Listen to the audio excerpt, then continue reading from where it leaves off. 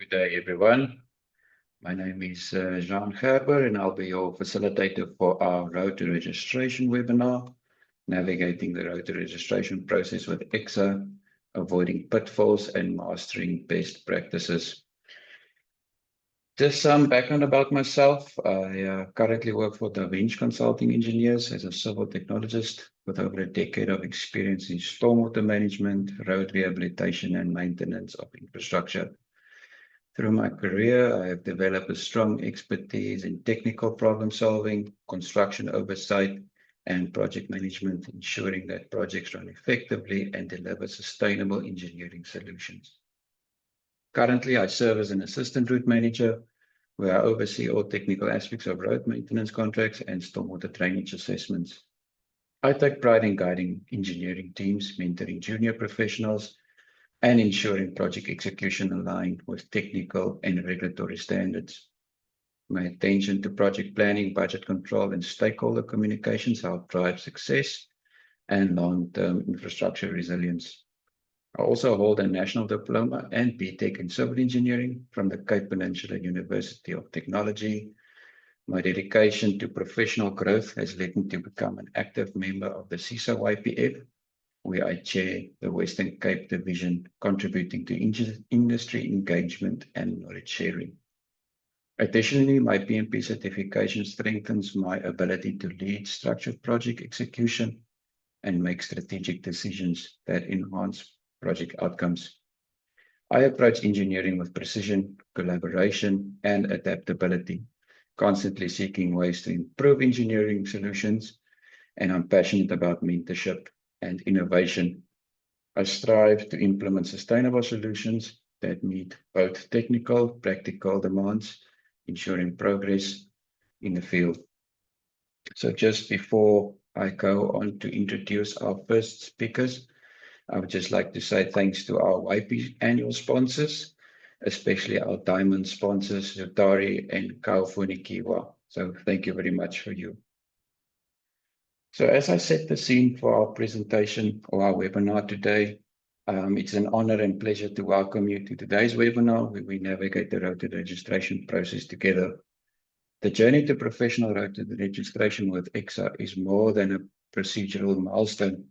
It's a pivotal step in shaping our identity as competent, accountable, and recognized engineering professional in South Africa.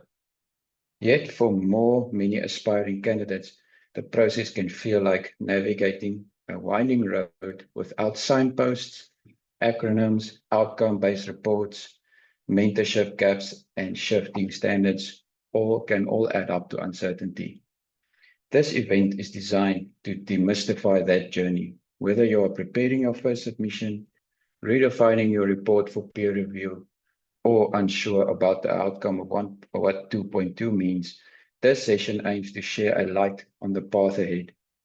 Together, we will explore practical strategies for aligning our experience with ECSA's requirements, unpack common missteps that delay approvals, and share tools and insights to strengthen our portfolio of evidence. Expect real-world advice, lessons learned from both mentors and applicants, and a space to ask the questions you didn't know you need to ask. The goal? To leave you not just informed, but equipped with a clearer understanding of our process, the confidence to avoid pitfalls, and insights to master best practices on your road to registration. So just before I introduce our first speaker, please feel free to post questions in our Q&A for further discussion at the end of the event. So I hope I set the scene for our first speaker, Mr. Chris Maynard. He's a registered professional civil engineering technologist and professional civil engineering technician at ECSA. And he holds a national diploma in civil engineering as well as a BTech, with over 40 years of experience in civil engineering, in design, tender preparation, construction, project management, and senior management.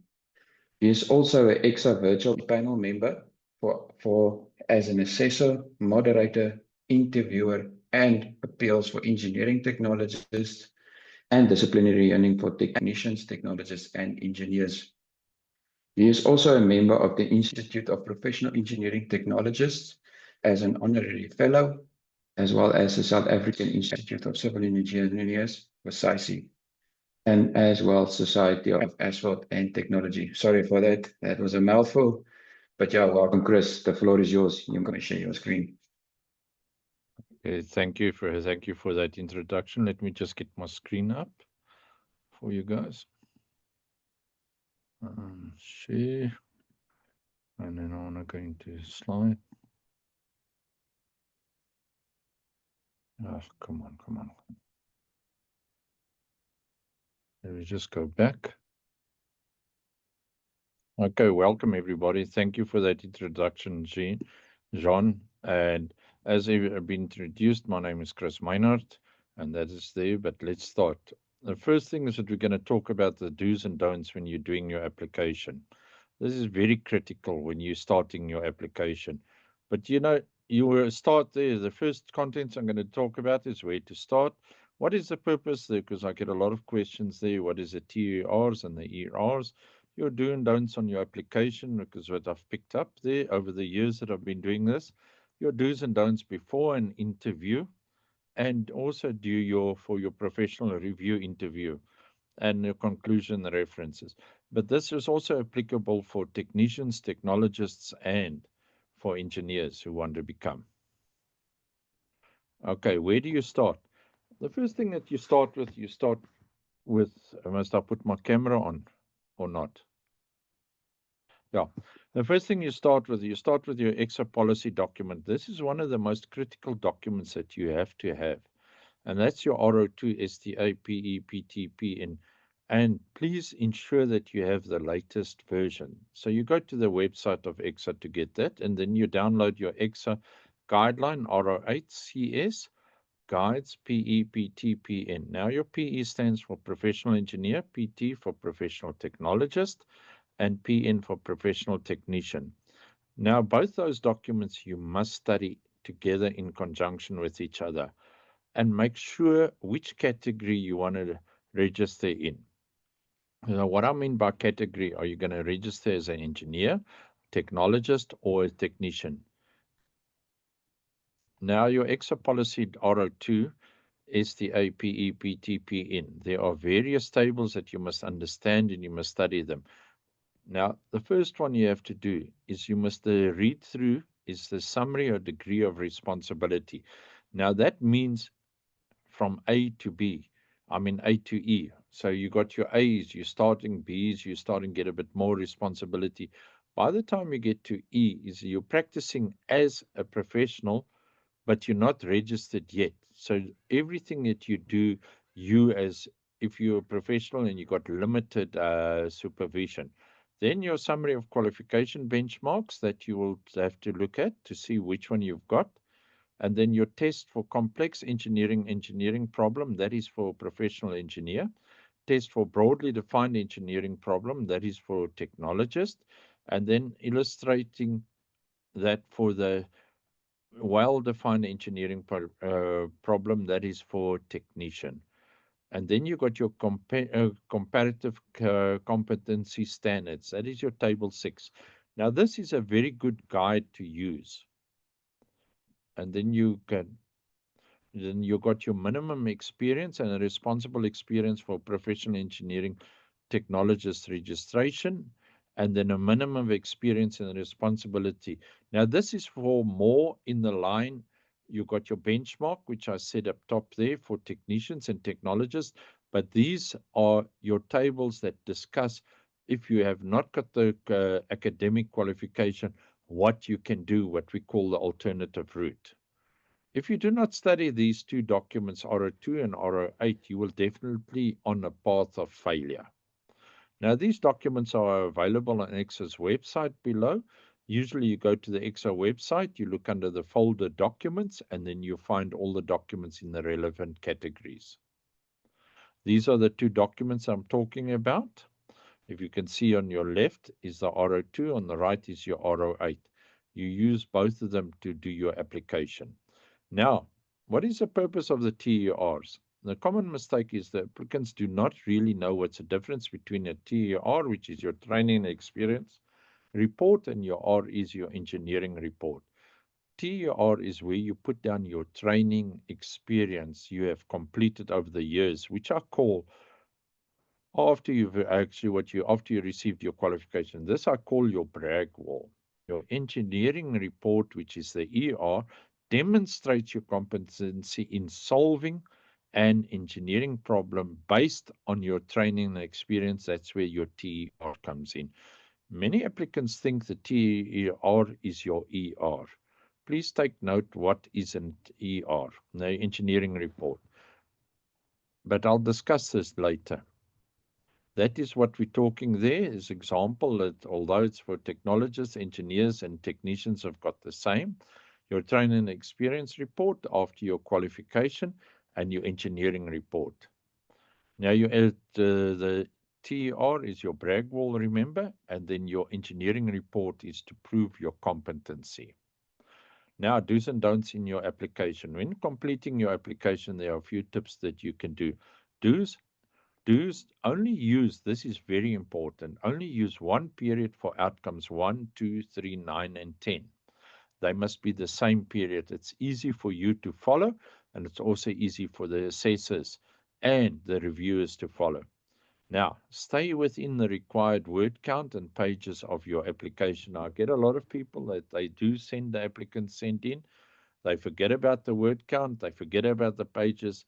There's 100 pages. We, as the assessors and moderators and even the reviewers, we go through all these documents. We do it voluntarily. We do not work for ECSA. That you must remember. So that's why but there's also another reason is to see if you can do concise writing, to the point, technical. Write in first person, me, myself, and I. We do not interview your company. So it's me, myself, and I. If it's a big project, state what part of the project you were responsible for.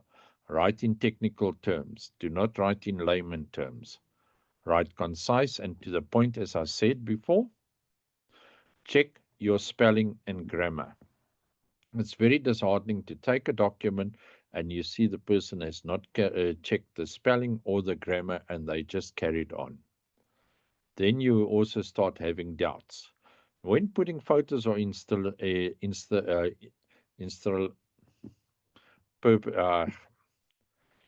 illustrations purposes or drawings, make sure you stay within the limit of the size for downloading onto ECSA's portal. This is important. If you go too big, it will not allow you to do that.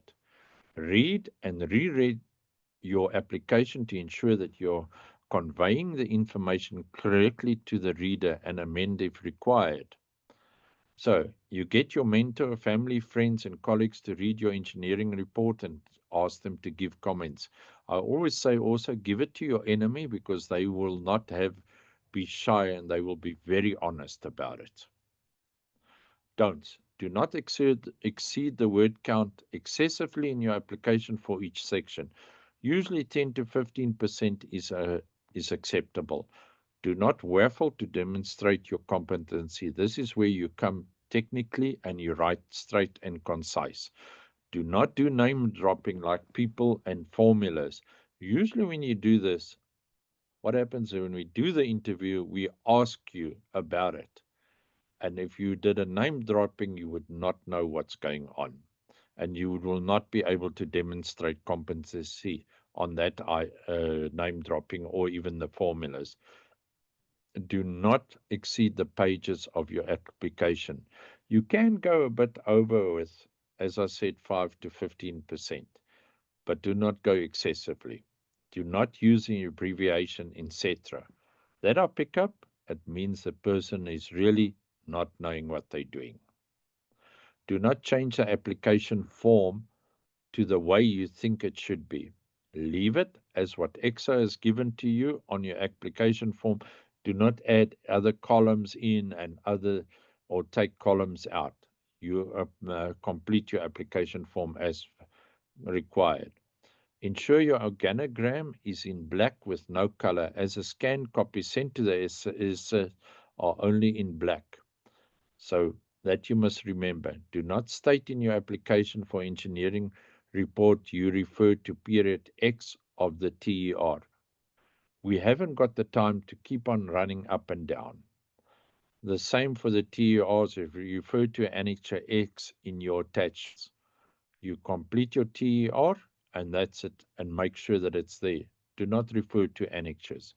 Do not put a whole technical report as an annexure, but only an example of a page or two, and the same applies for your calculations and drawings.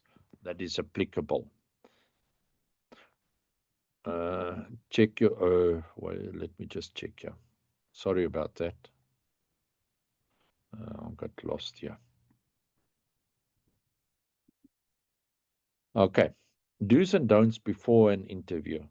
Now you receive your invitation from ECSA via email and via a text message under WhatsApp, or they send it by SMS. Now, do's. First thing, you have to prepare. So you look at your engineering report and decide if you are going to use the same period or you're going to use a more relevant engineering project that may be more relevant. Why I say that reason? Because sometimes you wait a year and you've done some other project. Remember, your engineering report is not cast in stone, so you can change it with your presentation. Draw up a proposed layout of your proposed presentation. Use Microsoft PowerPoint or any other presentation program that you will be comfortable with to use. The hint, PowerPoint is predominantly used there. So you can use any other format, but make sure you'll be able to feel comfortable with it. Ensure your presentation can be done within 15 minutes. So you practice and you read and you go through it. You can push it to 20 minutes, but preferably not. Practice in front of the mirror. It sounds stupid, but do that. Family and friends of your presentation to ensure that you will be able to do it comfortably and with confidence. Make sure your internet connection is stable. We do get a lot of the problems where it's not stable, but then it's very downhearting for the people and even yourself. You're battling to get it connected properly and you get nervous and you tend to make mistakes. When using pictures in your presentation, ensure they do not slow down your connection or your which is your bandwidth. So make your pictures or your slides or whatever you can make them smaller, that they will still be able to be read. When practicing your presentation, make a recording and listen to your recording to ensure that you are audible and the pronunciation of the words are correct. Do not exceed the time frame allocated for your presentation. So please, this is important. Check spelling and grammar of your presentation. If you're not sure, you ask other people to read through it, that they can also help you to correct. Make sure you cover all 11 outcomes in your presentation. So you must make sure about that. Do not put irrelevant information into your presentation. Do not put pictures in that are not relevant to your presentation. Do not use other person's presentation. That does happen. We do pick it up. Do not use abbreviations like etc. Do not use different size fonts in your presentation. If you start with it with one size, stay with it right through. Do not spend a lot of time on your experience and conclusion. Plus minus 1.5 minutes. So if you take that 1.5 minutes minus 15, you've got 13.5 minutes to do your 11 outcomes. Do not state in your presentation that pictures demonstrates your competency. I've had this, and it doesn't mean much. In conclusion, do not say the following: I hope my demonstration, I have demonstrated my competency to be registered.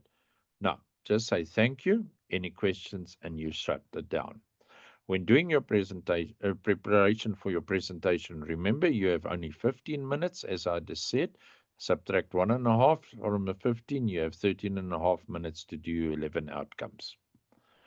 Okay, do's and don'ts during the professional review interview. Before you go to the professional review interview, you must study the ECSA's registration interviews guide RINT Guide 1001 and the latest version, but also the Code of Conduct for Registered Persons. Do's: ensure you're at least 15 minutes before the time logged in. What I mean, you don't have to ask you go 15 minutes before the time, you see everything is fine, and you wait. Ensure your internet connection is stable. Ensure you have a glass of water on hand. Just a glass of water, nothing extra with the water. Ensure your ID is with you, not a paper copy or a photocopy or a certified copy of your ID. We want to see your ID or your driver's license or your passport. Ensure your camera works. Make sure you are sitting in a comfortable chair. Lock your door of your office or your room because you must be alone in the room. This is important. Make sure you look into the camera at all times. Use only one computer screen. You can use two for your presentation, but then you put it off and you work with one. Be courteous to all reviewers at all times. If you do not understand a question, ask the reviewers to repeat the question. If the question is outside the scope of your expertise, state so. Don'ts. Do not be arrogant towards the reviewers and the registration officer. We do get that, and it's a problem. Do not argue with the reviewers. Do not ask the reviewers to rephrase the question as to try and get an answer from them. Do not preempt your questions to the reviewers. Do not be overconfident, but be confident. Do not paraphrase a question with a question. Do not ask the reviewers if the answer is correct during the professional review interview. When the professional review interview is concluded, do not ask the reviewers, how did you do? Hint, prepare for the interview. Go with an open mind and do not allow what the colleagues told you how bad the interview was influence your performance at the professional review interview. Now, this is the guide that I said for interview guide, and on your right-hand side will be the code of conduct for a registered person. Please study this, understand this, and the guide there. Now, in conclusion, I've tried to highlight the importance of do's and don'ts in various stages of your registration. These are some of the issues I've found during my experience as a virtual panel member for ECSA. And we're still getting it. But you must, if you take cognizance of what has been said, you will definitely get through. Now, the following documents are used with the standard competency standard for registration in professional categories as professional engineer, technologist, and technician is the RO2, STA, PE, PT, PN, revision 3 on the 10th of July 2023. Then the Guide for Competency Standards for Registration in Professional Categories, the RO8, CS Guide, PE, PT, PN, Revision 1, 8th of February 2024. And then also the ECSA Registration Interview Guide, the RINT Guide 001, Revision 0. That's the first one there of the 18th of June 2020. It should come up now sometime next year or this year, the updated one. So make sure you go through and get the latest date updated document when you're going through your registration. And that's it, everything. And thank you, ladies and gentlemen. And any questions? Hi, Chris. I think we'll do with a Q&A session at the end. Thank you very much for your presentation. Very informative. I see there's already some questions coming through. But yes, it's a very daunting process, but I think it's necessary for us to hear the do's and don'ts. And thank you very much for that. Appreciate it. Okay, thank you. All right. Just want to introduce our next speaker, Ms. Tumisang Gabriel. She's a senior technical principal at SMEC and former corporate specialist for line engineering services at Eskom Transmission. She holds a BSc in electrical engineering from the University of Technology in Petronas in 2004 and a master's in electrical engineering from Wits in 2018. She has been registered as a professional engineer since 2008 and obtained her PMP in 2024. She is also the founder and president of Inspire the Next movement, where she mentors engineering graduates on ECSA registration. Tumi has served 2 terms with the Engineering Council of South Africa and has served in various roles, including the chairperson of the Stakeholder Relations Committee, chairperson of the Policy Development and Standards Generation Committee, and vice chairperson of the Electrical Engineering Professional Advisory Committee. She is currently chairperson of the Identification of Engineering Work Task Team and a member of the International Advisory Task Team. She is also a member of the South African Institute of Electrical Engineers and has served in the council for the past 4 consecutive years. She has over 20 years experience dominated by high voltage power transmission lines design, project management. Tumi's expertise includes operational, maintenance, performance, improvement, and refurbishments. She has led large multidisciplinary projects and has published papers and received numerous accolades, including winning the following awards with the Engineer of the Year, South African Institute of Electrical Engineers in 2017, Technology and Engineer Award at ESCOM in 2017, Engineer of the Year Award at ESCOM in 2010, Customer Satisfaction Award in the Technology Engineering Managers Award and Chairman's Award at ESCOM in 2012. Well done for all those recognitions to me. The floor is yours. You may share your screen.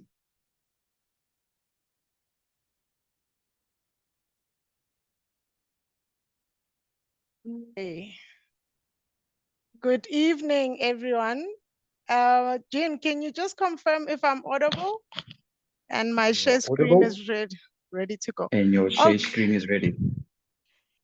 Good evening to everyone. As you can see, I'm in the dark, but I trust that everyone can see me clearly.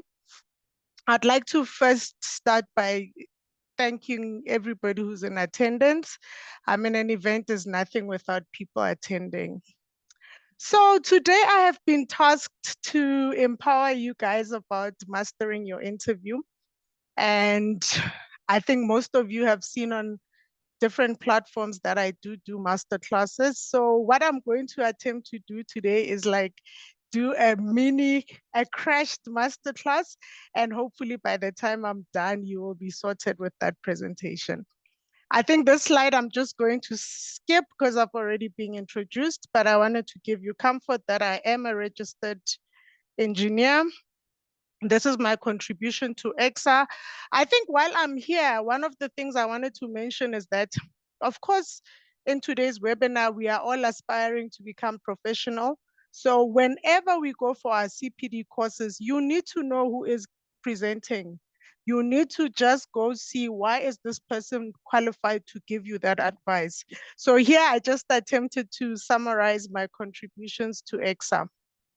Another thing that is very important for me to mention is, of course, today we are talking about the interview. So clearly we are guiding for professional registration. So I just wanted to highlight that everything I'm going to be talking about is going to be covering the 3 benchmark categories, which is a professional engineer, professional engineering technologist, and then of course the professional engineering technician. Now, before I go into the interview, because obviously I'm asked to empower you guys about how to do your presentation, but before I go into the presentation, it is very key for me to mention that the presentation is, okay, this is supposed to say engineering report. So just excuse me there, it was ER. Then when I tried to complete it, it was just too long. So of course I can't just jump to the presentation, right? So I need to first explain to you guys that the presentation is a summary of your engineering report. So normally when you hear people talking about the portfolio of evidence, they are actually referring to the engineering report. The engineering report is that one, it's typically about The limitation is about 6,000 words that we have to stick to as engineers. For the rest of the other candidates, the template is sort of predefined, but you can't also override. So I'm just saying for all of us around 6,000 words.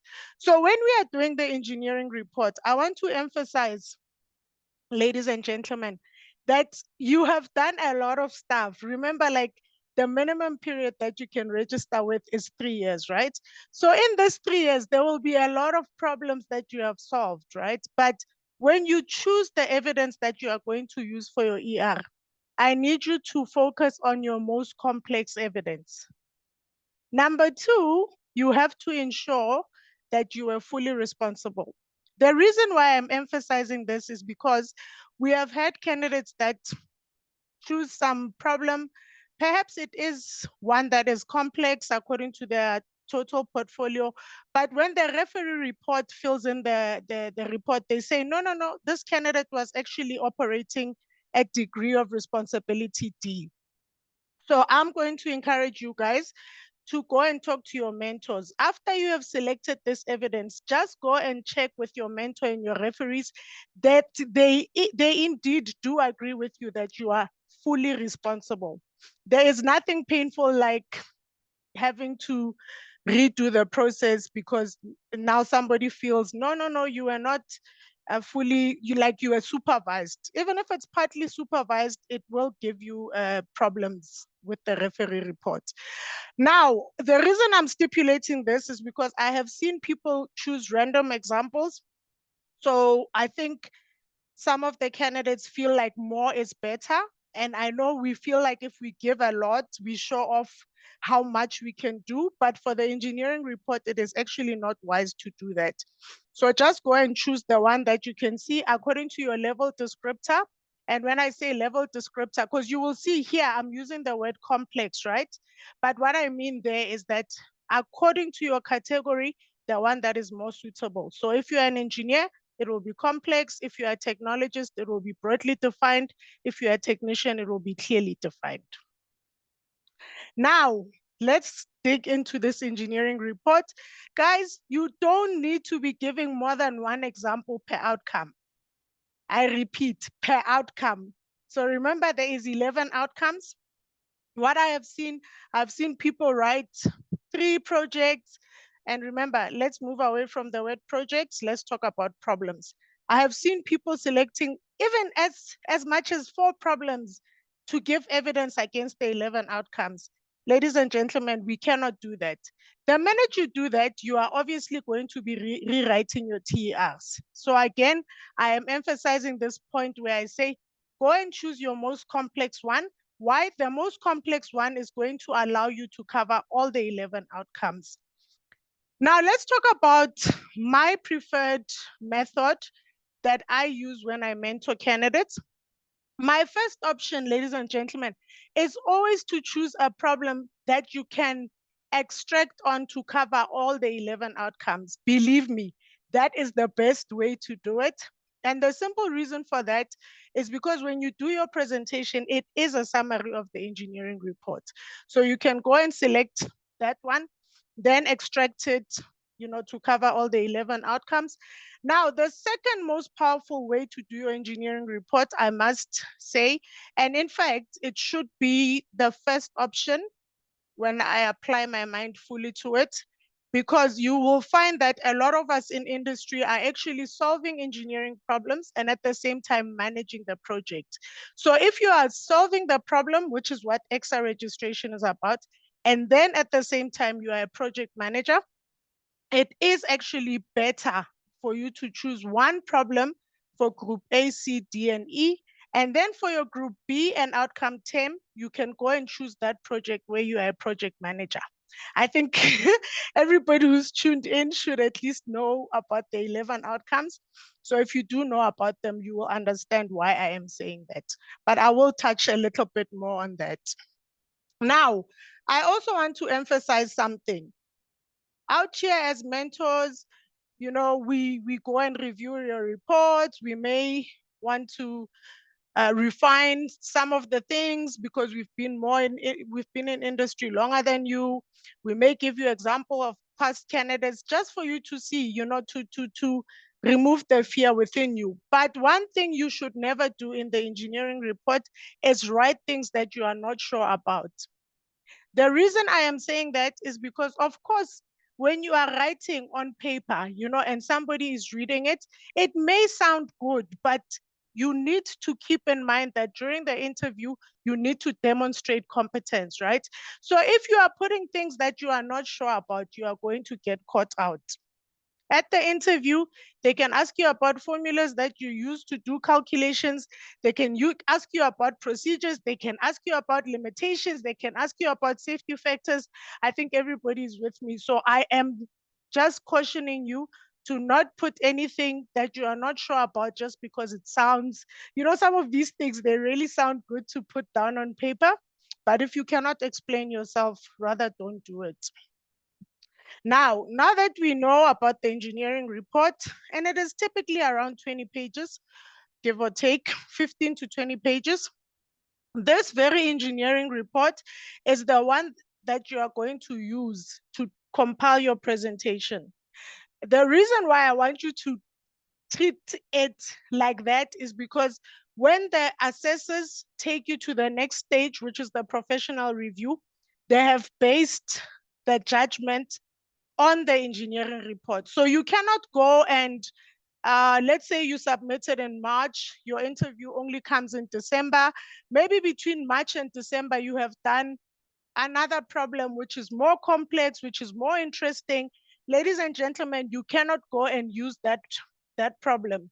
What you can do is during the interview, when they ask you, what else have you done since you submitted? Yes, you can talk about that. But in the presentation, you have to summarize what is in the engineering report.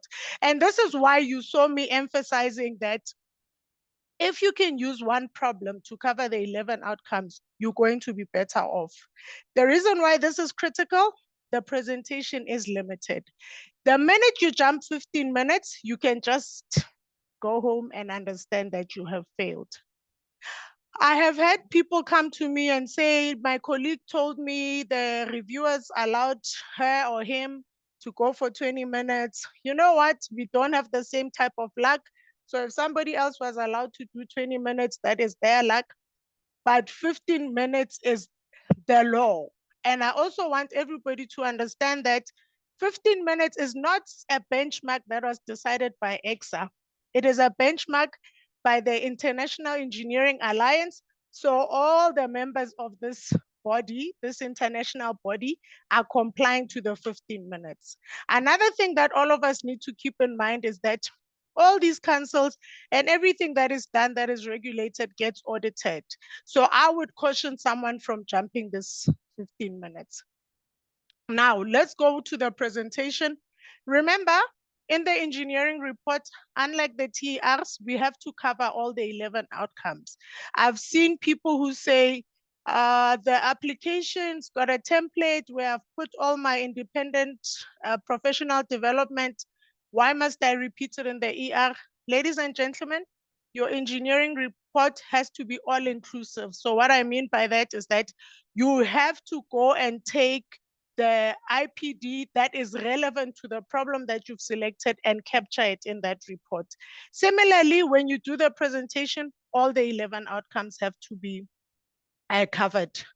Another important factor I want to emphasize, that 15 minutes, I think Chris mentioned about the guideline. If you go read that guideline, I do not encourage anyone to go into the interview without reading the guideline, because if you don't read it, you will not know how to protect yourself. That guideline stipulates that that 15 minutes needs to be uninterrupted. Now, what I have seen happen is I've had candidates who get into the presentation. The minute a person finishes outcome one, the reviewers are starting to ask questions. Ladies and gentlemen, if you get interrupted, of course, all of us are going to lose track of the 15 minutes. So if you get interrupted, all you have to do is just ask the panel, as per the interview guideline, may I present my 15 minutes and take questions after the 15 minutes. What I always encourage my candidates to do is in the introduction slide, And really, when I say introduction, I mean, it is things that they already know. Remember, reviewers have read your report, so they already know your name. They already know which category you're in. They already know your discipline.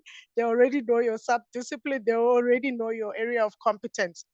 But because this presentation needs to be shared with the reviewers, and also this doesn't seem to be consistent. Some of the reviewers ask for a copy, some of the reviewers don't ask for a copy.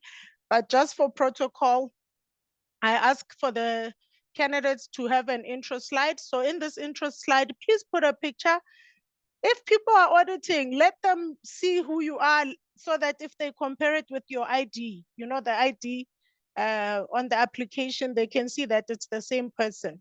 Then, of course, you're going to mention, this is my name, this is my category, this is my discipline, and this is my area of competence. You have to summarize your education, you have to summarize your experience.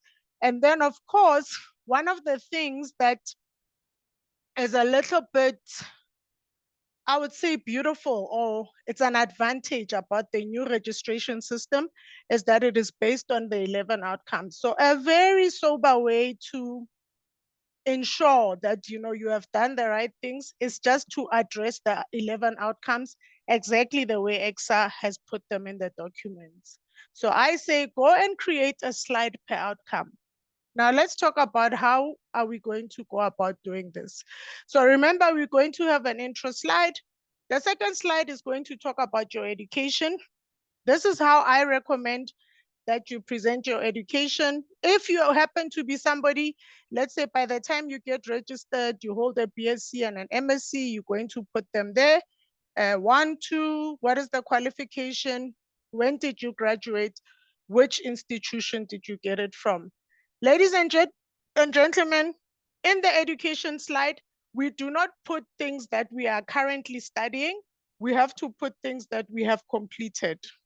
So if you've completed an MBA, for example, which is not something within engineering, we are going to put that under outcome 11.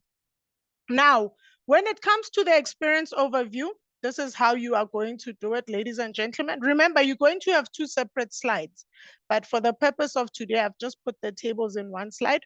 You're going to put a presentation that is going to summarize your experience. And this is how I recommend you do it. And in any case, if you look at this table, you will see that it is actually a duplicate of your training and experience summary, right?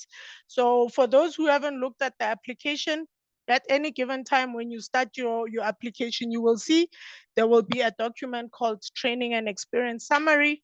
So that is basically what is going to represent your experience overview. Now let's talk about the typical structure, right? So we have said this presentation has to be done within 15 minutes. And here, I'm just giving a guide. So I always say to my candidates, I do not force anyone to do anything. I have done it so many times with so many candidates that I just kind of know how to secure and ensure that you will win, right? So here I'm just showing the slides that you will have.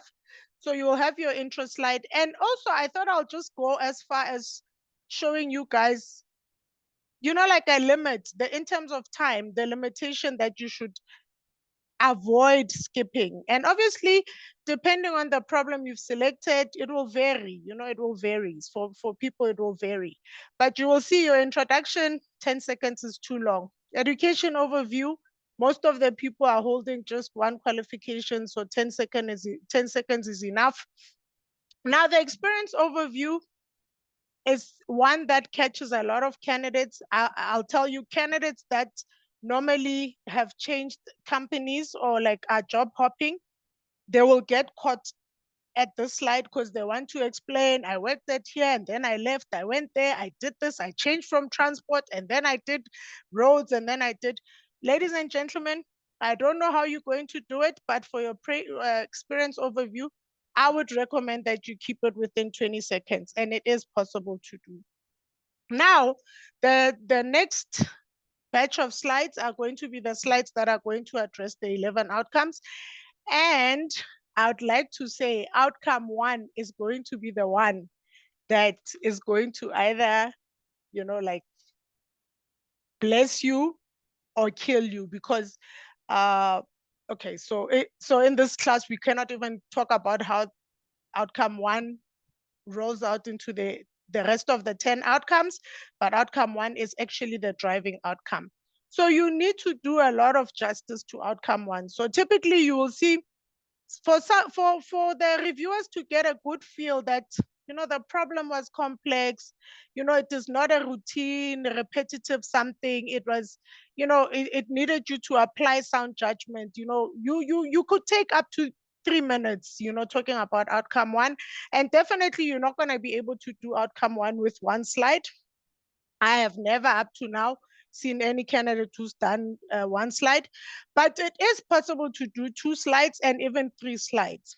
Now, one of the key tips I want to give everyone is that by the time you leave outcome 1, you need to have told the reader what are the options that you considered. Remember, outcome 1 is identification of the problem. Right? So of course, when you investigate and you do your analysis and you define the engineering problem, as you investigate, you're going to see what are the different ways that I can solve this problem. I need all of us to leave outcome 1 with the considered options. You will see shortly why. Now, you have your considered options, and then of course, you're going to tell the reader which one is your preferred option. You know, today everybody's about sustainability, we're about efficiency, cost saving, and so forth. So of course, when you choose your preferred option, it has to be clear to the reader why that one is the preferred one. When you go to outcome 2, of course, outcome 2 is also a driving outcome because, yeah, when the client comes to you, they definitely have a problem that you need to resolve for them. So I typically find that, you know, like outcome 2 is the next one that will take a little bit longer. So you could go up to 2 minutes. Please don't judge yourself.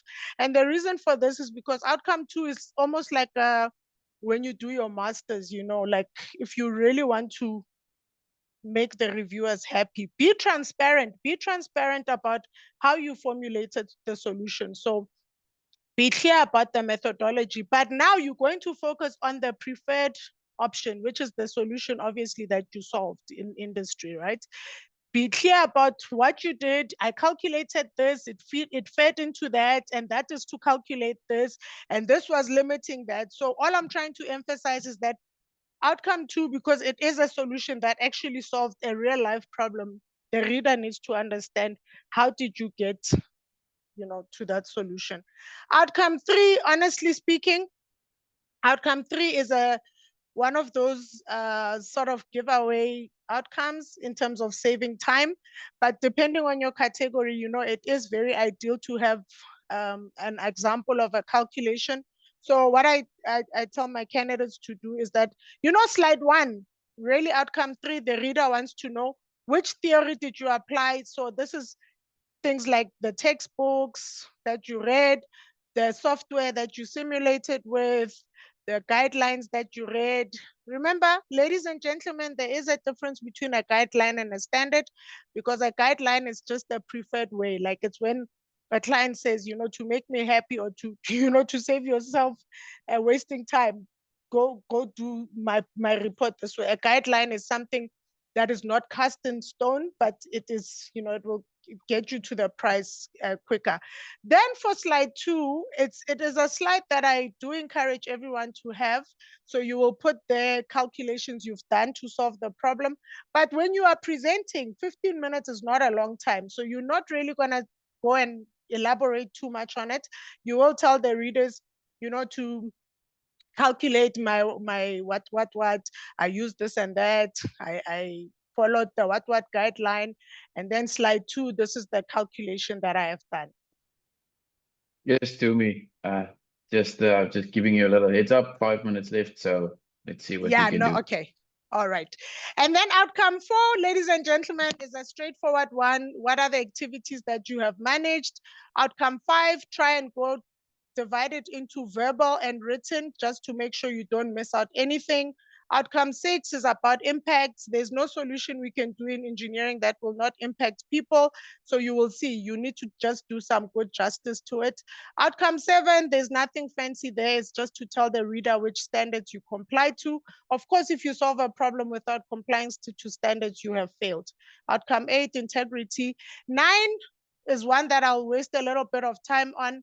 Remember here, we spoke about considered options. So outcome 9 says application of sound judgment. So this is where you're gonna compare the options. We'll just show the reader why did we choose the preferred one. Then outcome 10, if you've been a PM, you have more than enough to talk about because you'll be responsible for approving things. And then outcome 11 is just theory that like education that you've taken, training to be able to solve that problem. Now, in terms of writing, ladies and gentlemen, you need to write in past tense. Evidence of competence is things you've already done to prove that you are competent. It is not things that you are going to do. So please write in past tense and try to use the active voice. I designed, I investigated. A lot of people are talking about I will, and then interview tips. I'm saying don't panic. Obviously, you're going to panic because this is a very big milestone, but you need to be more excited about achieving it because it's going to open a lot of doors for you. Guys, don't take chances. My advice is for everybody to do a dry run, record your final version, watch yourself. If there's anything you want to improve there, you will see it and then you will improve it. The one about the glass of water has already been covered, so we can leave that one. Poor connection, believe me, if you're going to have poor connection, it's going to impact your confidence. And then, ladies and gentlemen, you need to be on time. In terms of protecting yourself, remember when you write the engineering report, you're going to write about some specific area of competence. If people, let's say you are designing roads, then you get asked about highways, please protect yourself and say, I only operate within my area of competence. You know, as per the code of conduct, I only operate within my area of competence. Be careful to not answer things you don't know. There are a lot of people who feel like if I don't answer, it will fail me. No, if you don't know, you don't know. And then also in terms of the category, guys, if you are getting input from an engineer for something as a technologist, if they ask you something from an engineer, tell them that this input I get from the engineer and this is how I use it. And then let's talk about advantages of being registered. Guys, obviously peer recognition and professional status, right? There are a lot of people who are doing amazing things, but because they're not professionally registered, they cannot own those solutions. So when you are registered, you can own the solution. Of course, you get promoted. The only time you can move from engineer to senior engineer, as an example, is when you get your professional registration. The public confidence and the employer recognition. Ladies and gentlemen, when you are registered, you are deemed somebody who can formulate safe solutions. And of course, the international recognition, we're out of time, so we can't really talk about that, but there's really a lot of advantages to being registered in terms of wanting to work outside of South Africa. And then of course, being marketable. I don't think there's anyone who's seen a job advertised where ECSA registration is not required. So that's why you want to do that. And then of course you can put PRN next to your title. And then of course compliance with the identification of engineering work.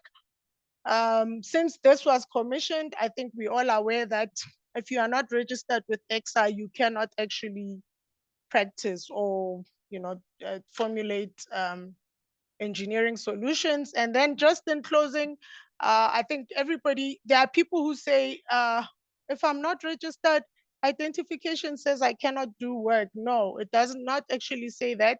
All it says is that you have to be registered. And when you're registered, you're either candidate. If you're not candidate, you are professional. But when you are candidate, you are responsible, guys. You are not accountable. Only professionally registered people can be accountable for the solutions that they're formulated. If you are responsible, somebody who is professionally registered has to supervise you. With that, I will close because I believe I'm already out of time. No, Thank you perfect. so much. I let you talk a bit because it's a very crucial point. The last slide where people get like they get on like a pedestal if they get registered, but it's still you need to comply. You still need to comply to the code of conduct. You still need to behave yourself professionally because people's lives are at stake. There's a lot of things that can go wrong. So yeah, don't jump the gun. I think just be humble, be registered, and be successful Yeah. at the end of the day. So to me, Yeah. thank you for your presentation. Really appreciate your presentation. Now, I think there's a lot of questions also coming through. I would just like to kick off our little Q&A session with a question to yourself. Okay. Just some advice that we can maybe give to our listeners today is that you might mention that you must choose one problem and see if you can get all the 11 outcomes sorted with your engineering problem. I think what we all struggle with is that there's no perfect scenario for our candidates to take one outcome 1 to 11 with one engineering problem. So if it's a thing about you need to speak to your supervisor or you need to look for other opportunities, I think that is the conversation that I want to have with you, that some of our candidates needs to have very early in their careers to be able to successfully register at the time when they are eligible. I think you can just maybe share some light about that as well. Yeah. So what you actually mentioning is like a real life problem, right?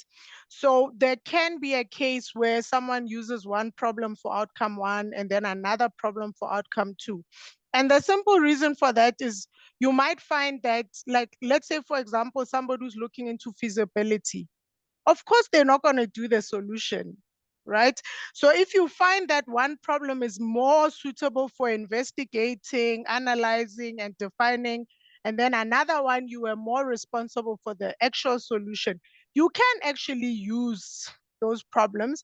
But for me, I try to limit people to one problem because of that 15 minutes. Remember, anything you're going to present during your demonstration of competence, you have to give the reader the background. So when you now jump from, I did a 400 kV line in Mpumalanga, that you still need to give the background. So my only thing is I'm trying to secure this 14 and a half minutes. And I never advise anyone to get to 15 minutes because you're going to have hiccups, right? The nerves kick in here and there. Maybe you don't pronounce the word properly, but it is a thing. Like, go choose your most complex per outcome. With that being said, remember, there is no way you can choose outcome 1 and separate it from outcome, sorry, I want to say outcome 1 and 2, right? You cannot separate it from outcome 3 and 7 as an example. How is that possible? Because for you to analyze, you need theory, you need compliance to standards. After you've done these calculations, you need to go check, am I complying to what the standard wants? So the reason I was saying, ideally try and choose one problem, don't choose more than one problem per outcome, is because there is a word limit. But it's not to say you cannot, it cannot be done. Of course, if there is no one that covers everything, please feel free to do it. But Great. summarizing is an art. You'd need Yeah. to be very concise and very exact. So it's not very easy for a lot of people to do. Yeah, if you can master that, then you can basically master your report writing as well. Correct. No, thank you very much, Tumi. I really appreciate that answer. Just for Chris as well, I have a question for you. There seems as though it looks like there's a lot of questions regarding people signing off TERs. Some people maybe work for contractors that are not registered or their supervisors are not registered. Now they want to they have some engineering problems that they did back in the day. Just maybe give some advice regarding that. I know some of the contractors are SACP registered. Are they able to sign off engineering work that you did while you were still busy with your competency stage? Maybe we could just have a brief discussion regarding that. Okay, they can sign it off because remember your TER is proof that you did that work. Your supervisor might not be registered, and they just confirming that you did that work. Where the difference comes is with your referees. They must be registered. TERs, because there's many times, and even myself, when before registering, I used to have to get people to sign off work for me that were not registered. They just confirming that you did that work. Otherwise, you want to, then 99% of the guys will never be registered. Even Tumasane will also not be registered because there were some TERs that she used that was said that she did the work. It's just to confirm. So remember, the TER is your brag wall. This is what you've done. This is what you've done under engineering work. They just say, yes, you did it. They're confirming it. They don't need to be registered, but they were guiding you. You did the work. I were your supervisor. But when we come to your referees, it's a different story. Okay. Hopefully that makes sense to you guys now.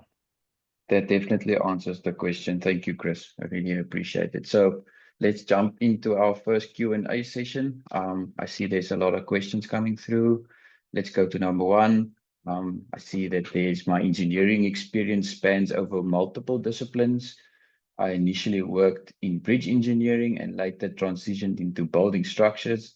In my submission, I intend to include both areas of expertise to demonstrate competence across 11 outcomes. My concern is during the interview, I will be assessed on areas outside of the scope of my actual experience, for example, building specific questions. If my most experience was in bridges, vice versa. Additionally, one professionally registered as a PRN does not register.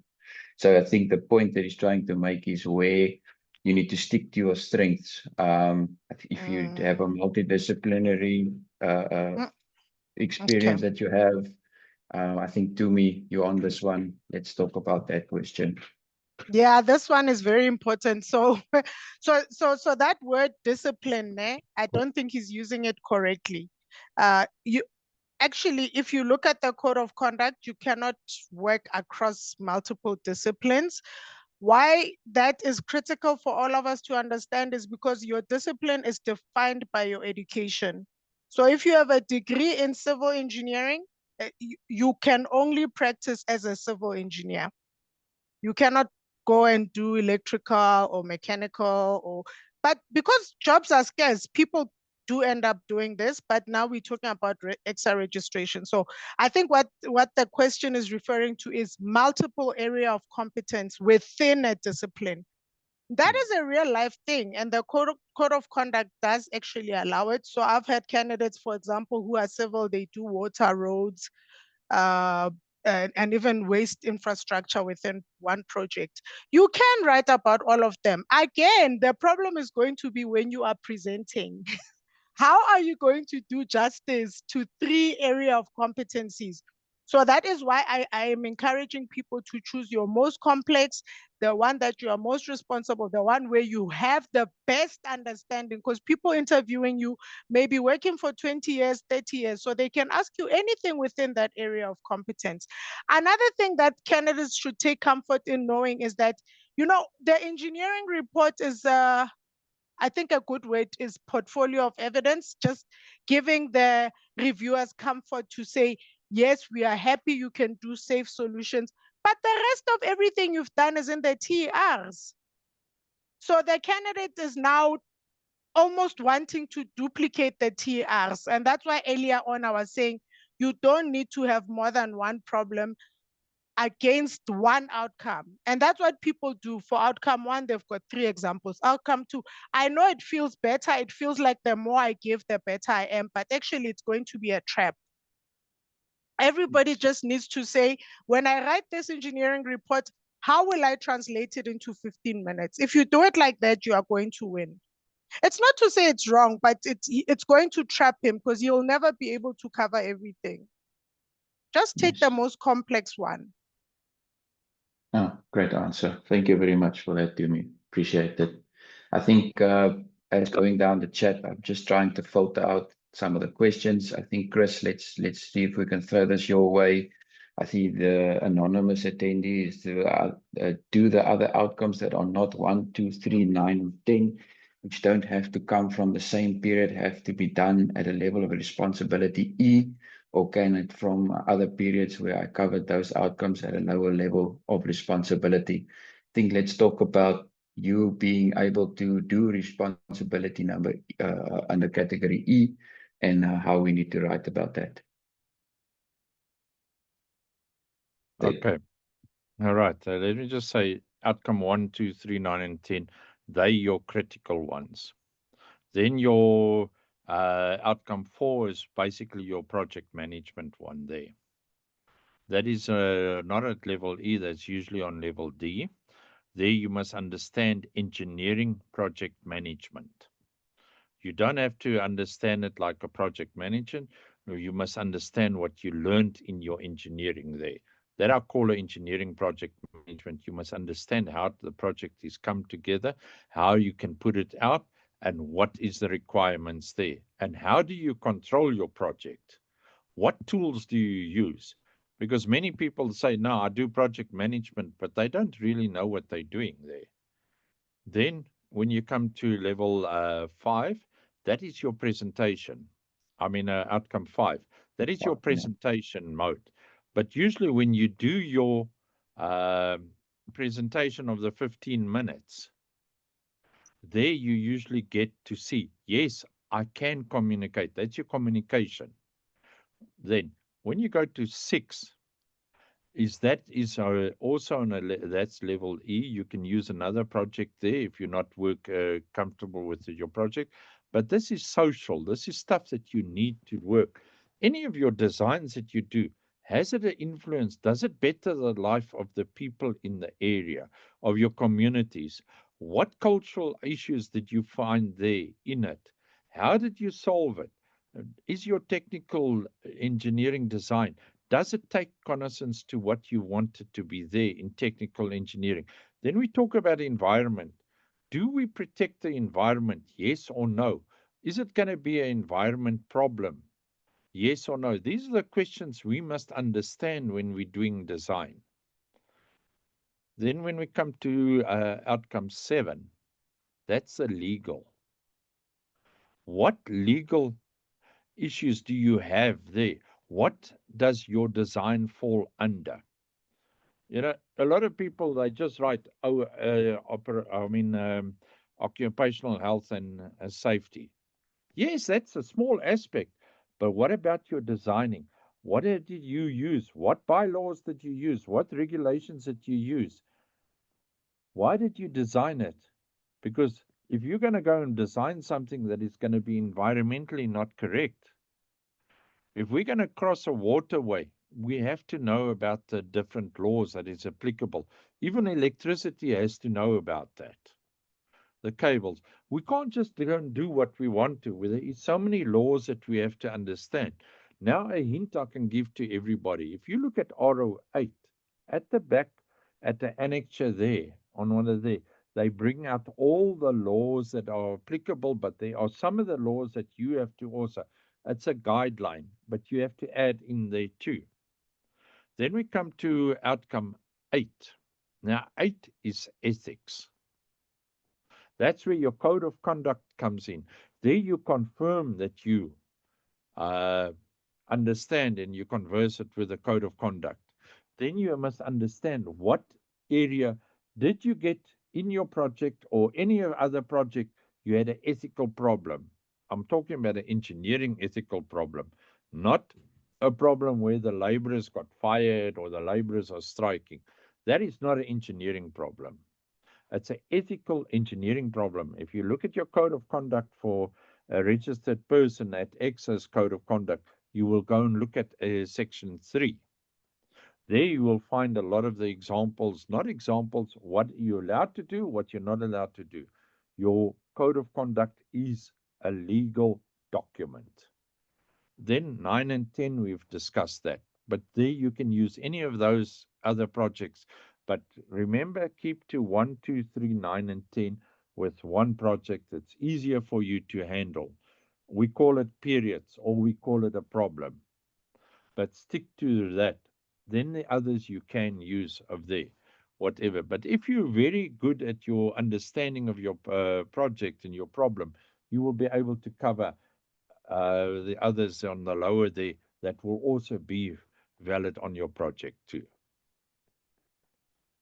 So you must just be careful how you go about. But another thing that I also noticed, one of the questions that I read through, people are talking about, must you write it? You're allowed to write your TERs in bullet format, stating what you've done, and you can also do it in your presentation.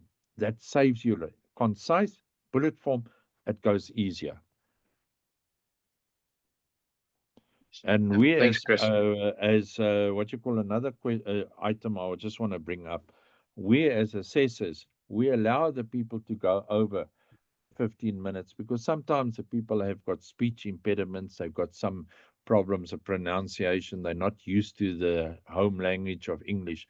We allow it, but we do not allow it excessively. We can go up to 20 minutes maximum, then we stop.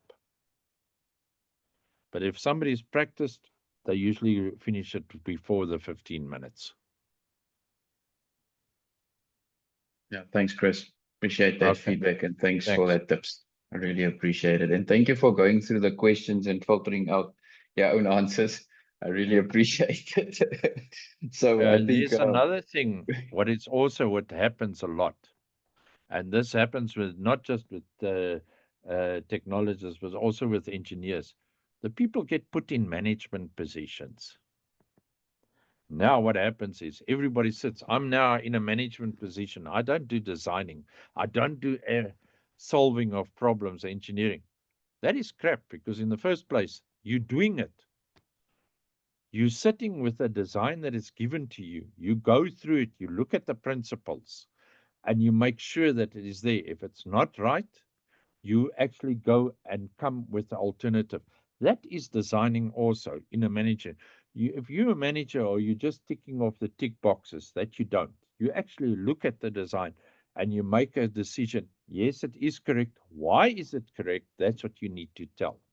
We do a lot of the people there, and they do get registered there also. Okay, then I saw another one that I'm just running through. Hey, the one person is written here.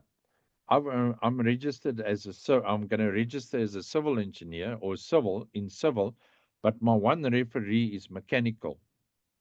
Now, what do people make a mistake about the referees? They don't need to be in the same field as you. If they worked with you and they registered as a professional engineer or technologist, they're just saying, yes, it's not a character assassination. It is to say, yes, you worked competently and you worked in these 11 outcomes. You're allowed to do that. Because that's one of the major questions too. Then also a referee for a short period of a year or 6 months. You can use them, but try and get your referee that you're using as a supervisor that worked with you quite a long time, that understands. If you can't, but if you've got a mentor that worked along, that is also acceptable. Because people start to tend to do a lot of job hunting, what Tumi said there. And that causes also a great problem with your career. Okay, I said enough now. And just give the other people a... No, thanks for that, Chris. Every little piece of information is critical, but I think we're running out of time. I just want to cover some more questions to Tumi. Seems as though she is the founder of our own institution for mentoring professionals. There's some questions coming through about alternative routes. I see the one, I hold a diploma, BTech, B-Eng Tech Honors, and an M-Eng Professional. Is it enough to register as a PR-Eng? So I think let's talk about the alternative routes going towards from technologist, technician, all the way to engineer. I think I know already what's the answer, but let's talk about it. Also, I don't actually have a company. I have a movement. So my thing I'll give it to you. I'll give it to you. Oh, so okay. Yeah. So if you look at, okay, maybe let's start with technicians, right? So if you look at people with your N6 and people who've done diplomas like years and years ago, there's like there's 2 tables that clearly show, like if you've got this, you need so many years. So you don't really need any support there. But when it comes to the 11 outcomes, you still need to address it the same as somebody who's got a diploma from a university of technology. So I think let's put that one to bed. So there is alternate routes for people who are like sort of, I would call artisans. They've got an N6 from a TVET, and then if they work 10 years or 9 years, I don't know the actual periods, but the table is there. We can share it with everyone in attendance. But now when it comes to the BTech, that's where the problem is. So a lot of people have seen the new educational framework, and unfortunately for the new educational framework, the qualification that makes your BTech become equivalent to a BSc is called an MEng. It is not the legacy MEng. It is not the MEng that everyone is doing at the institution. It is a theoretical MEng that when combined with the BTech Eng is equivalent to a BSc. And I think everybody has seen like a BSc is 4 years. And then I think if you take that route of the BTech plus the MEng, I think it's about 6 years, if not 7. So it is not the same. Everybody needs to understand that the legacy masters is a specialization. It is a topic you choose within whatever you are doing, whether it's power lines, you are advancing your knowledge within that area. The new MEng is a theoretical qualification that gives you the fundamentals that someone who's got a BSc has done that you haven't done in a BTech. So the answer is no. Having a BTech and having an MEng or an MSc does not allow you to become a PReng. With that being said, it's critical to also share that there are people with an accumulation of qualifications. So let's just say someone did this and that, like people study. You can take all these qualifications, put them together and submit them at ECSA for an evaluation. So they call it an educational evaluation. But normally what comes out of that is ECSA is just going to tell you, from a BSc, the subjects that you're missing is the following. So go to university and do those subjects. So I think in summary, we all just need to understand that the education is the one that places you in a particular category. And also, I think I must then mention that before the new registration system, people were able to go from being BTech to being PReng based on experience. But that alternate route is not available anymore. The only route that is available now is the educational one, where the theoretical knowledge that you've acquired is equivalent to a BSc. I hope I'm coming across clearly. So we can also share that so that everybody can see the alternate route. So really with the alternate route, it is just the BSc broken down.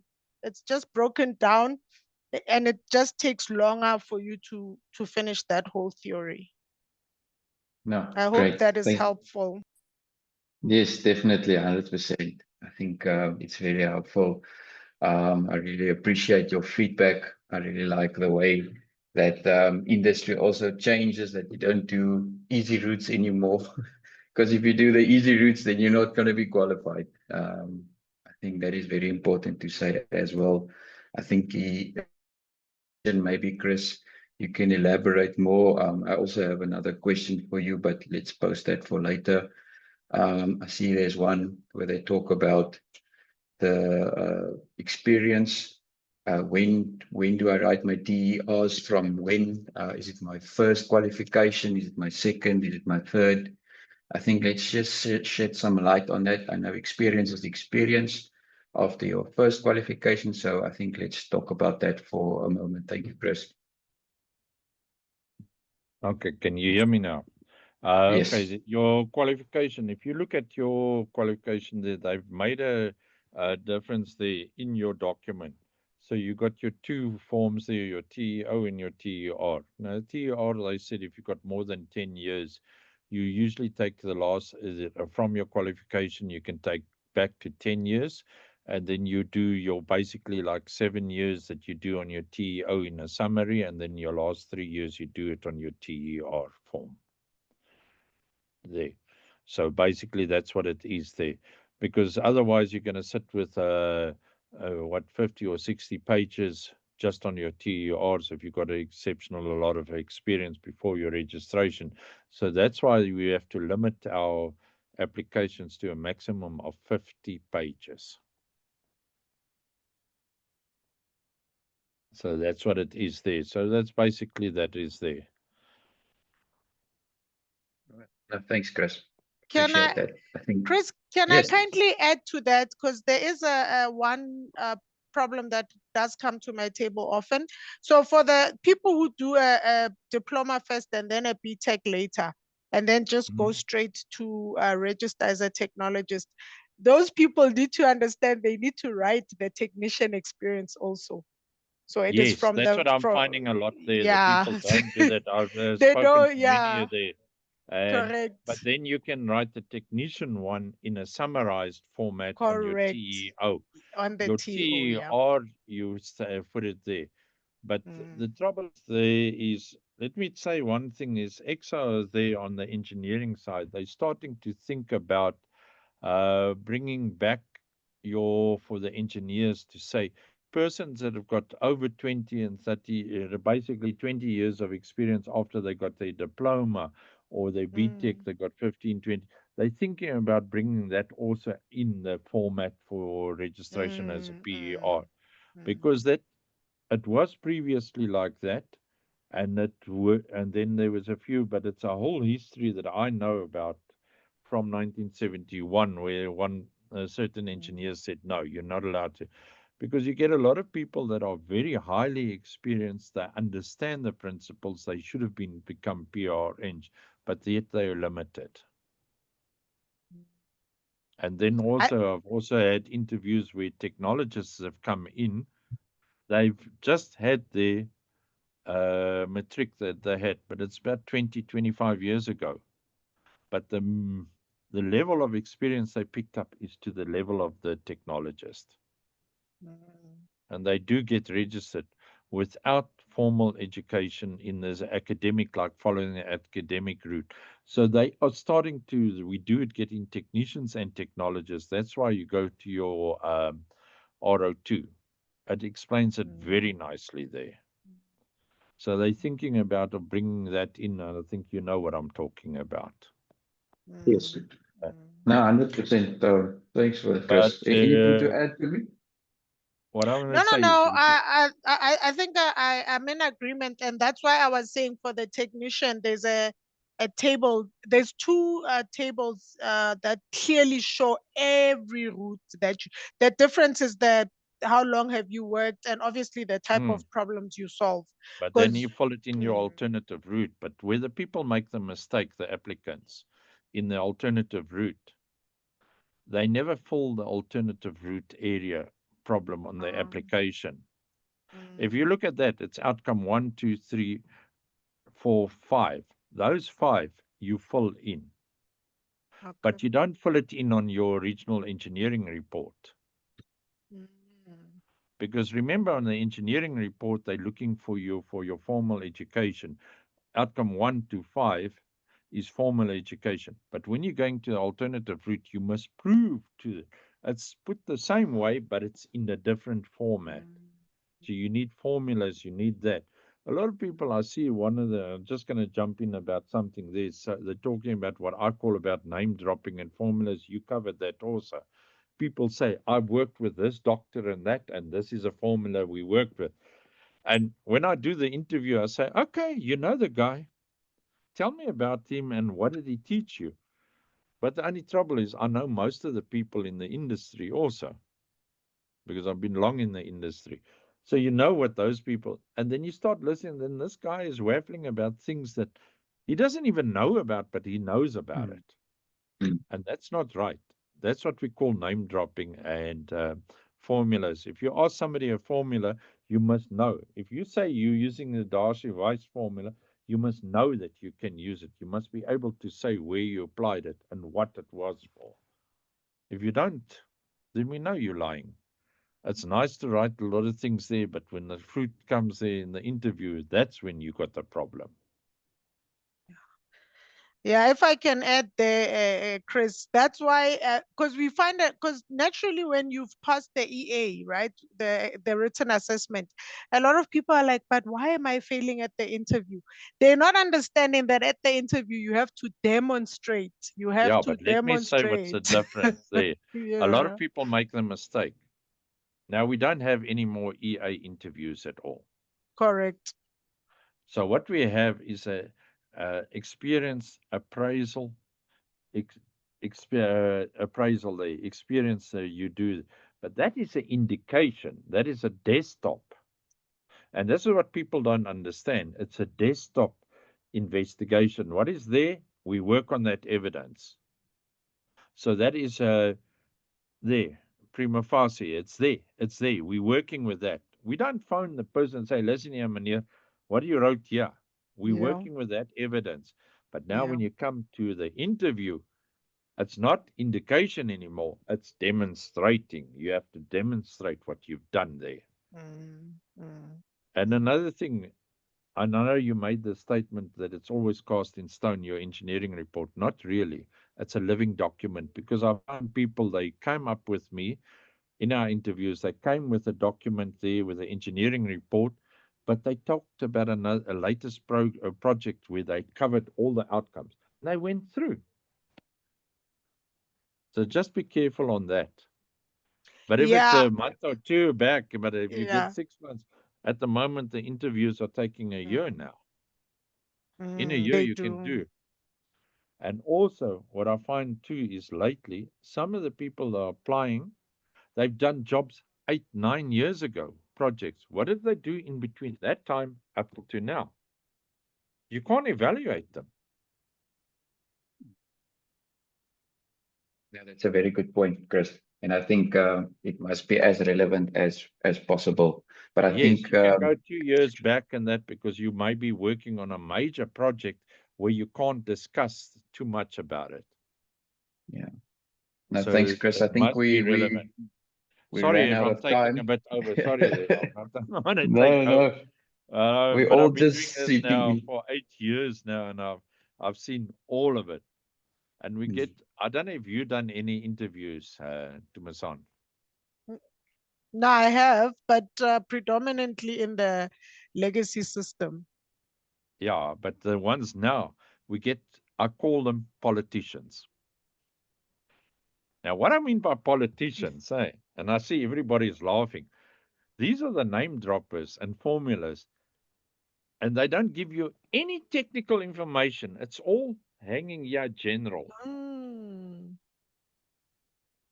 They can get themselves out of any argument, but Yeah. those are politicians. And Mm, now you mm. can see I wear a hat because I must cover a bit of the bald patches while I pull my hair out while listening to this. And these are things that happen. And also, many times, what people forget, and this is a technique some guys use in the interview, is they attack the applicant from day one. And the applicant must never, ever lose his temper and lose his focus. It just keeps calm, because then he's got the respect to show he can work under pressure.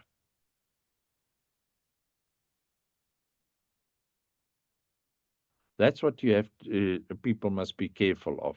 But anyway, I've said enough now. You can carry on there, Jean. No, I just raised my hand to say thanks, Chris, for hijacking the session and having a nice discussion with Tumi-san. I really appreciate it. It made my life very, very easy. But thank you, both of you guys, for taking the time and doing your presentations. We definitely took a lot out of them, some nice tips on what to take forward. I just wish we had more time. But yes, just from myself, thank you very much for both of you. Thank you for setting up the presentations.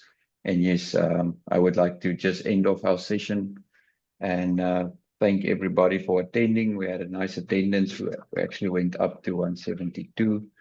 So yes, I think the questions and the discussions will carry on late up until the night. We will ponder about this for quite a while. But yeah, Yeah. from my side, I would like to adjourn this session and thank you very much for both of you attending. So thank you. Thanks a Thank lot. you for Thanks for trusting allowing me. us. Yeah, Bye. thank you. Bye. Bye. Thank you. Thank you. Bye.